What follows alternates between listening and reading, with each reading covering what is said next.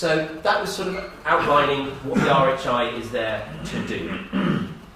I think it's always worth having a little bit of a look at, okay, the detail of how that's actually going to work in practice, as it affects what government think about it, and it affects what changes may be made in the future. So there's two sort of main drivers really for the renewable heat incentive, and I guess to cover myself, when I mention that over the next few minutes, I mean non-domestic, just to get that out there. The non-domestic RHI is there to deliver 12% internal rate of return on people's investment. That's pretty good, and that's why people quite like the non-domestic RHI. Messages back from industry is that that's actually fairly achievable, and people are getting payback on their equipment 6, 7, 8 years. So in general, really good scheme. I'm really quite pleased with it, especially high heat users. It's 20 years worth of support, and you will get a payment for every eligible kilowatt hour of renewable heat that you generate. So it's a pretty simple concept. It's for every eligible kilowatt hour used. Sorry? Generated. It's for every kilowatt hour used, not generated. If you're a district heat scheme, you don't get paid what comes out of the boiler, you get paid what goes into the plant. Okay, you picked up my typo there, thank you. Yes, it's a payment for every eligible kilowatt hour of demand that gets metered, although that has, we'll come on to, absolutely right. So the way in which the renewable heat incentive work is very much focused on demand.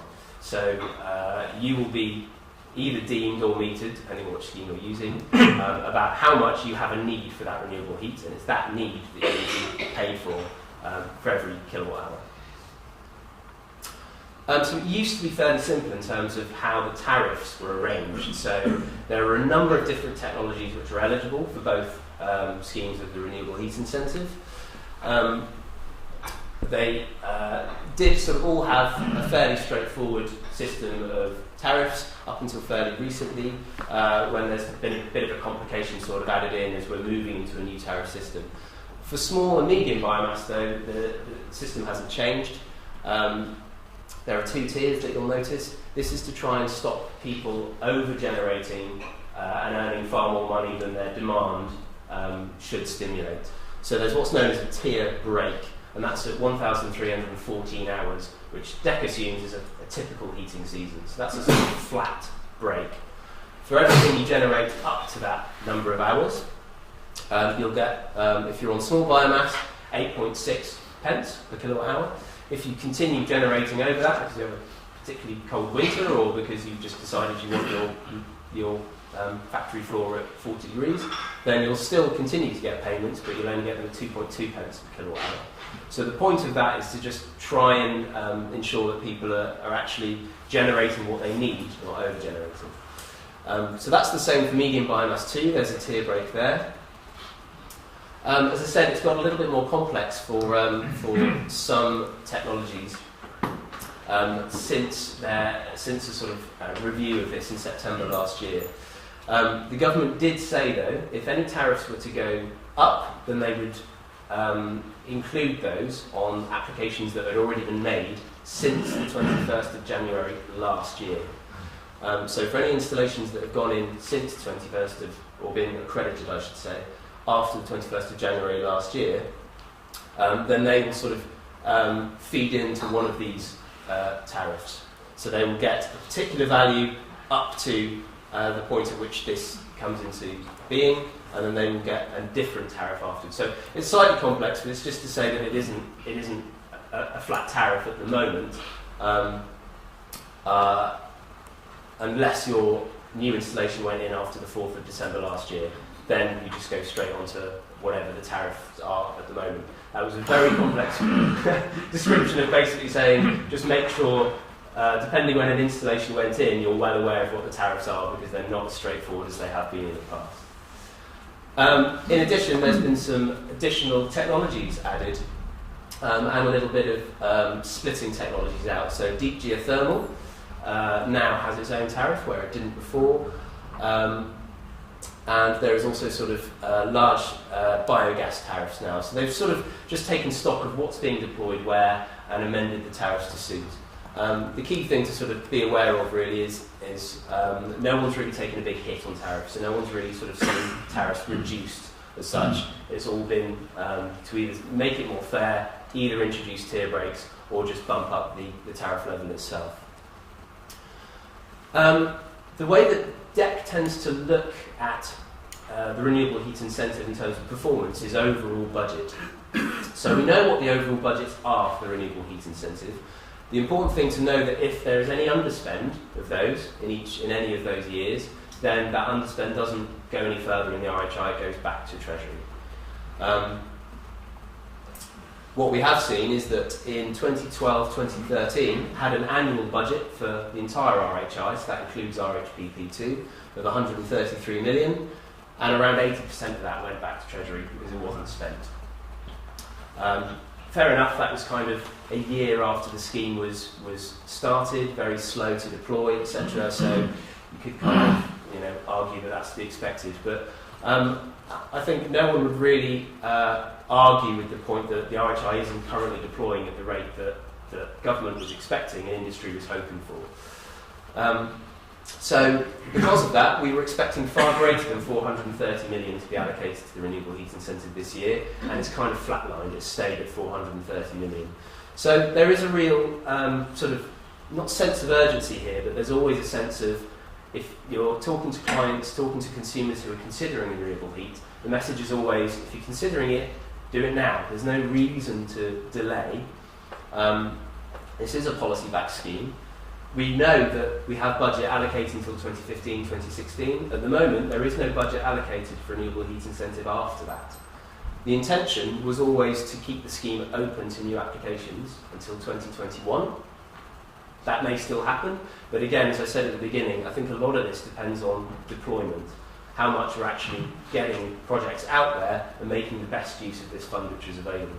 So yeah, budget is set until 2015-2016, so that's for any new applications coming in. After that, no budgets have been set as yet. And that's obviously not unusual because no department really knows what their budget is going to be after 2015-2016. But just to be aware that we've had a very slow start, and although things are picking up, the RHI is still under deploying. Do you have any ideas of what it is sort of, was that up to when, 2012 to the whole of 2012, or was that 2013? Well, that was financial year. Okay. So yeah, April to April, the bulk of it went back to Treasury. Okay. That's been improved in last year, but there is still money leaching out of the renewable heat incentive pot back to Treasury, which is obviously a position that none of us really want to be in. It's a hard fought for incentive. We want to make sure that it's absolutely maximising the amount of projects which are going in. So part of the reason, well, this is quite an interesting chart because it shows a number of full applications that have been made to the RHI since it started. That's the blue line. So it sort of peaks peaks early last year, and then the red line is the number of accreditations which are actually made. So you can see that there is a discrepancy between the number of applications that are being put in and the number of those that actually end up being accredited. So there's obviously a bit of a disconnect there in between what people are expecting to do regarding putting in an application and what Ofgem are happy with, and I'll come on to that in quite a bit of detail later on. You'll also notice that it was sort of very set trend, and then in October, November last year, huge dive. Some of you may be aware of the slight hiccup that there was with biomass and Ofgem last year to do with the emissions certificate. So at one point Ofgem was forced to come out to say that because of the way the regulations had been put in front of Parliament to do with the RHI, it actually transpired that the bulk of the boilers that were being tested by a test house to certain emission standards were being tested to an EN standard that they actually weren't able to meet because I think it was a paragraph kind of space was missing in the regulations, the way they were put forward to Parliament, which meant all boilers were being tested to over 500 kilowatt boiler standards, which of course most of the boilers from 0 to 499 kilowatts weren't able to meet. So basically what that meant was all of the applications Ofgem had to stay on ice and couldn't be signed off until those regulations were amended.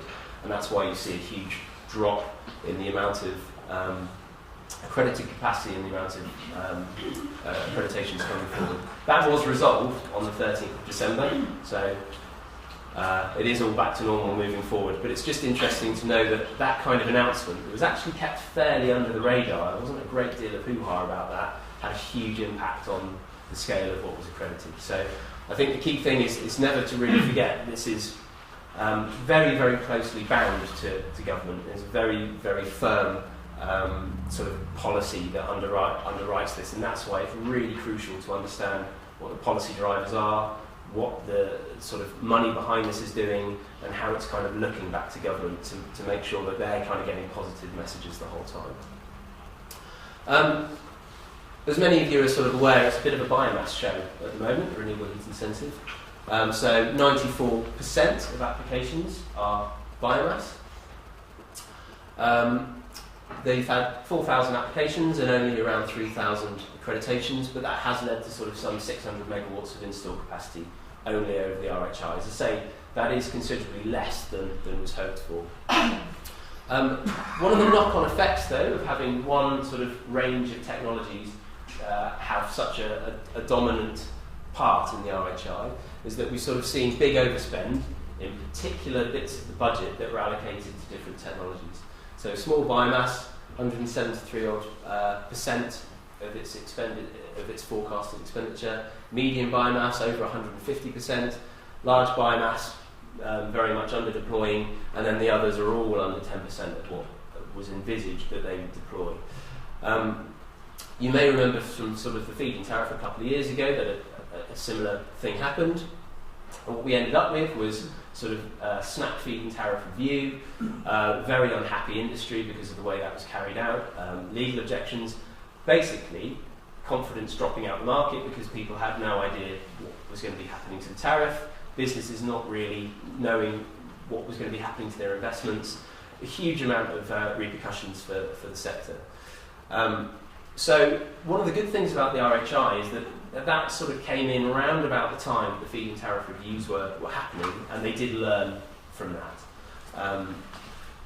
So the way that the RHI is going to try and avoid having one technology run away with the budget and soak up all that money, looks really bad to the rest of government that you basically, well, there's been a cock-up here, guys, one technology is using all the money, all these other technologies aren't getting a look in, this isn't really working as it's supposed to. The RHI, to overcome that, has got sort of a couple of things in place: digressions and a tariff review. The idea of digressions, which many of you will probably be familiar with, is that it's an automatic, transparent system where, depending on how much gets deployed, a digression in the tariff that technology receives may kick in. And that can all be set out before the scheme starts. It can all be completely laid out. In theory, as long as industry is well aware of how that deployment is going, you should be able to work out for yourselves if a digression in any particular tariff is likely over the near future. That's the point of it.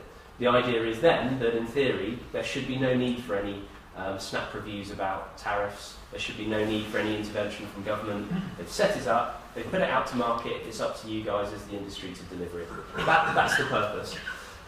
They've sort of also belt and braces. Tariff review that we've just had, which, as I mentioned earlier on, has led to some of the tariffs being fiddled a bit, and also some tariffs being split or some tariffs being put up. So, in a sense, that's their sort of dual mechanism for making sure that the money stays where it should be. So digressions are, on paper, fairly straightforward. So the amount of deployment in any one technology and the RHI overall is reviewed every 3 months. There will only be a digression, regardless of whether a technology has had huge deployment or not. There will only be a digression if overall the RHI is deployed more than 50% of what it's supposed to. So if that 50% trigger is met, then you can start looking at each individual technology and assessing what the deployment of that has been. This is where we've had a change quite recently, actually. So beforehand, it was mainly 150% for every technology. So if they delivered half as much again as they were supposed to, then it would kick in a 5% regression of that particular technology's tariff, hopefully damping down the investment opportunity for people and reducing the amount of new applications coming forward. That's what it's supposed to do. What we've had very recently is that because biomass has been deploying so well, the government has decided that the biomass parts of the renewable heat incentive are quite a stable market, and therefore they don't need as much margin as 50% to sort of help them deploy and to not start being a problem. The idea of setting the triggers at 50% above deployment was to allow that flexibility in the RHI, so that you didn't just suddenly deploy all of the ground source heat pumps you're expecting to, and then one more application goes in, and then all of a sudden you have to drop the tariff value. The point of having them above was to give you that flexibility within each technology. So, good idea.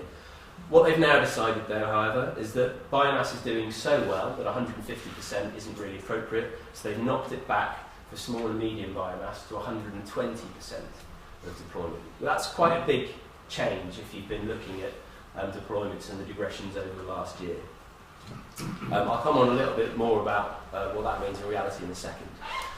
So, a really important point to note, those reductions in tariff only apply for new applications. They're not retrospective, they don't apply to people that have already had systems accredited. The other thing to note is that the reduction in the tariff, so the digression itself, kicks in 1 month later than the announcement. So every 3 months there's a review.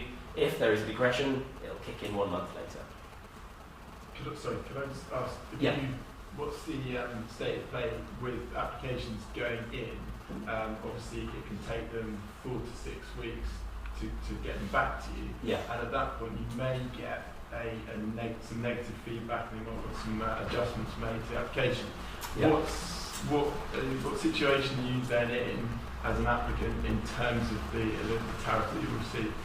I'm not going to have a very satisfactory answer for you, unfortunately, because the response from Ofgem is it's case by case. So if you submit a broadly complete and correct application, which is how they word it, so i.e. all your evidence is there and broadly correct, they're just maybe they can't read a bit of something you've scanned or something like that, so they come back to you. But broadly, the application is complete.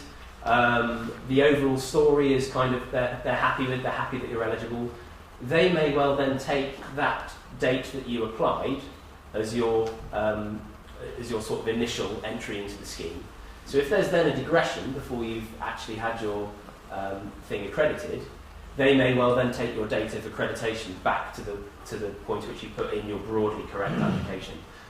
However, if it was to land on a different Ofgem person's desk, they may say, well, no, actually, I had to go back to him for 2 or 3 things, so actually the date that the actual correct application that I can sign off, that's the date. So there isn't really a hard and fast rule. It will depend on how solid your application is, and it may be there's something that you can go back to Ofgem and argue that all you asked me to do was clarify one tiny thing, and now you're saying that my application date has been moved on by 6 weeks, and I've lost out because of a digression. So ultimately, we don't know how that's going to pan out yet, but it comes down to each case officer, unfortunately. Should I just ask one thing? Back on the 150%, so that's currently still for the whole budget, the whole RHI overspend for the year. So if it doesn't increase above 150% of the budget, then these triggers won't happen on the individual systems. So the overall RHI trigger is only 50%, not 150%. Oh, 50%. Yeah. Okay. So they want to be making sure that at least half of the RHI is actually being given out the door to people before they start looking at digressing anything at all. Because to put a digression on small biomass boilers that are going great guns, when the overall RHI budget is only at 20%, would seem a bit ridiculous. So they've chosen 50% as a good benchmark by which to then start looking at individual digression triggers. So solar thermal, biogas and deep geothermal are different in that they don't have their own individual deployment digression trigger. They are actually sort of related back to the overall RHI budget. So if each of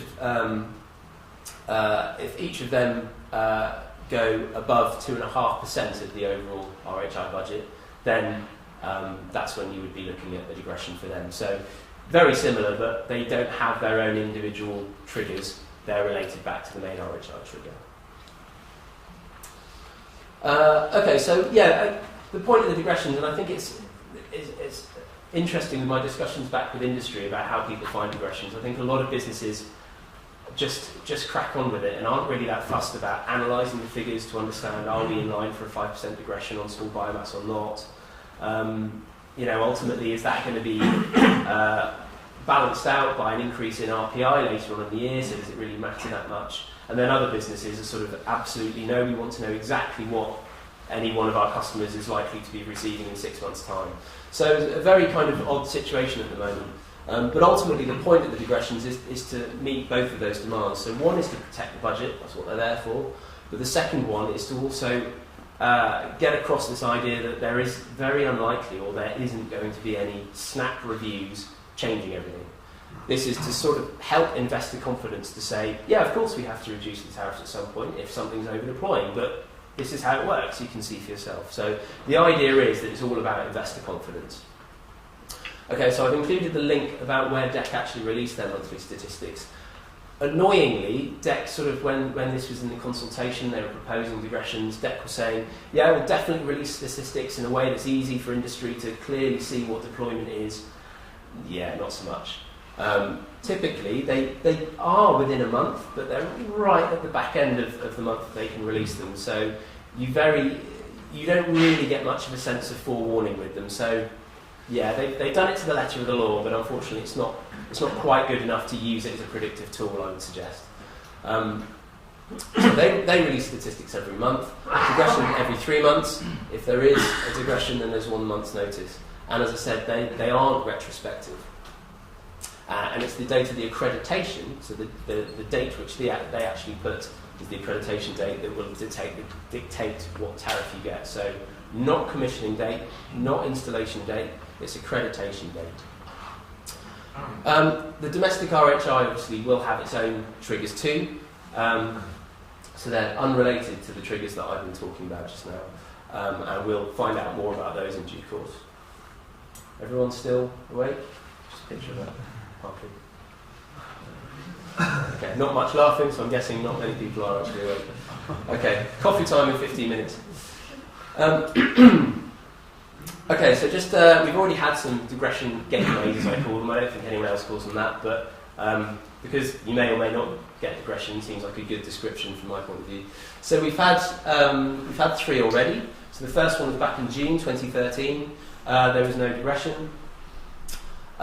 In September 2013, there was over 50% deployment of the RHI budget in total, and there was an over-deployment of medium biomass, which I think deployed 151%.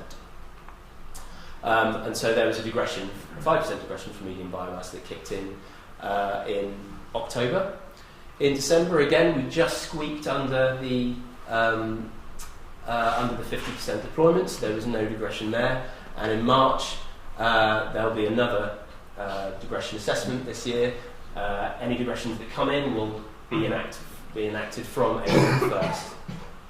And as I said, they will be under the new rules of 120% trigger level for biomass, and the rest will remain 150%. But the budgets themselves have been reallocated for the different technologies. Now, this is actually, if you're involved in biomass, good news. So DEC has been reasonably sensible about this and gone, okay, 94% of applications going to biomass. We kind of get that there's a bit of a trend here that renewable heat is going really well for biomass. Overall, the RHI isn't deploying as well as it should be. So we can either try and sort of retard biomass a little bit to try and encourage the other technologies, or we can just accept that biomass is doing quite well and then see what we can do about the other technologies to encourage them. And they've done the latter, which is good. So This is probably a better slide. So beforehand, each technology had its own budget, its own annual budget, which is where those triggers came from. So last year, or rather the profiled amount for 2015, for small biomass was 29.4 million. So if that exceeded its expenditure by 150% at the time, then you would have had a digression. They've now doubled that to 63 million. So although they've reduced the sensitivity of the trigger, i.e. if you get a little bit of over-deployment, you're going to get a digression, the actual pot of money has gone up considerably for biomass. So that should mean it's supporting rollout of certainly small and medium biomass a lot more, but if they do over-deploy, they get penalised much faster. Excuse me. So that's the way they've kind of dealt with that. More sensitive trigger, but there's more money in the pot. So overall, biomass has gained from this. There's been other technology reprofiling as well. So where you've had things like solar thermal that haven't been deploying well at all, they've reduced the budget for that. There's no point in having budget in a technology which isn't deploying, because you just have to hand it back to Treasury at the end of the year. So they've looked to really reprofile that as much as they can. That's just outlining that. So the difference is obviously quite marked. Really good news for small and medium biomass, and sort of not so much good news for large biomass, solar thermal, heat pumps and biomethane that have all had their individual technology budgets reduced by a certain amount. But again, that's purely down to perhaps they were profiled poorly in the first place. So there isn't really the deployment to justify having that budget associated with them. Okay, so I've really rattled through that quite quickly. From 11 o'clock onwards, I'll really be starting to get in the nuts and bolts. So that was just a general, this is what the RHI is designed to do, this is the problem it's there to fix, and this is why the money behind it is so important. A, there is money until 2015, 2016. B, there is an intention for there to be money until 2021 for new applications, but ultimately the digressions are there to kind of stop any more meddling. What we have now, including sort of the results of the review that happened last year, should be a stable renewable heat incentive right up until 2021. So that is there to give total investor confidence. I'm sort of a little bit early, about 10 minutes early, so has anyone got any kind of questions that I can go through whilst they're just finishing off the coffee stuff? Oh, okay. I'll ask the gentleman at the front first. Yeah. First of all, no, I'm not a gentleman. Sorry. It's taken many years to say that. Are these conditions applicable in other areas of the country? We're sort of pretty much nationwide. We have lots of customers elsewhere in the Midlands, and are these conditions applicable everywhere in the country? So everything I've talked about this morning, other than the sort of renewable energy generation in the southwest, all of that was national. Okay, thank you. So across the piece for renewable heat. Thank you. Sorry, yeah, there was one here. I'll work my way back through the room if that's all right. Yeah.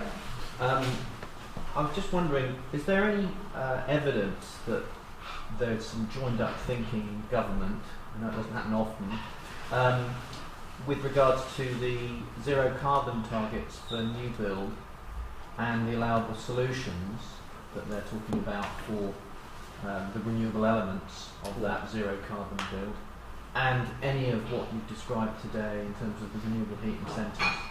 So, joined up thinking, yes, in a sense that the departments are kind of aware of what the purposes of all these different incentives are. Connected thinking in terms of bolting them together in a very kind of seamless way, probably not so much. So new build, and I'll come on to this later on, new build is excluded from renewable heat incentive. However, the government's sort of real pet deliverable at the moment is district heating, so that is being really encouraged from very small developments all the way up to kind of new town planning sort of point of view.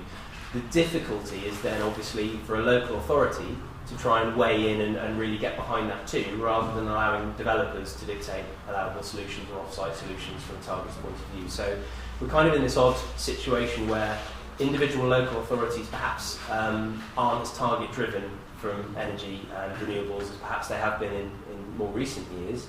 The government is still very much behind it, and including kind of more innovative ways of reducing energy demand. Obviously, the regs are pushing it in a certain direction, but in terms of renewable heat incentive, no, the new builds are ineligible. There's one a bit further back, yeah. We keep getting asked by for clients, what's the contract? You know, can I see the contract? Of course, there is no contract because it's legislation. I mean, and it's unlikely the government are going to put it, but is there anything actually written down to say, because it's obviously going to the Energy Act, that actually, this is going to not disappear, and it's not going to get, as you say, it's a large lump of Treasury money, it's not been taken up. So the Treasury are going to go, actually?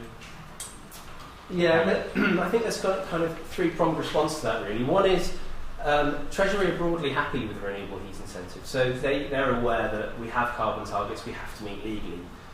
That will cost us money one way or another, so they're fairly happy that renewable heat incentive is delivering good value for money in terms of carbon emissions reduction. So for one, Treasury aren't putting the same pressure on DEC to kind of change things, or on Number 10, for instance, to kind of weigh in and get involved. And we saw that most recently with sort of David Cameron's little episode on getting rid of green levies. Broadly, schemes that were supporting renewable energy were excluded from that. So I think the kind of driver behind it is you need to understand is coming from a safe place.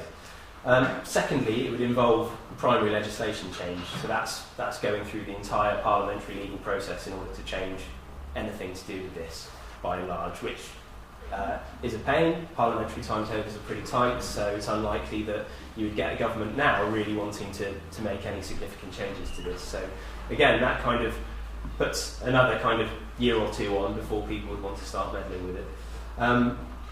And there was a third one, which I've now forgotten.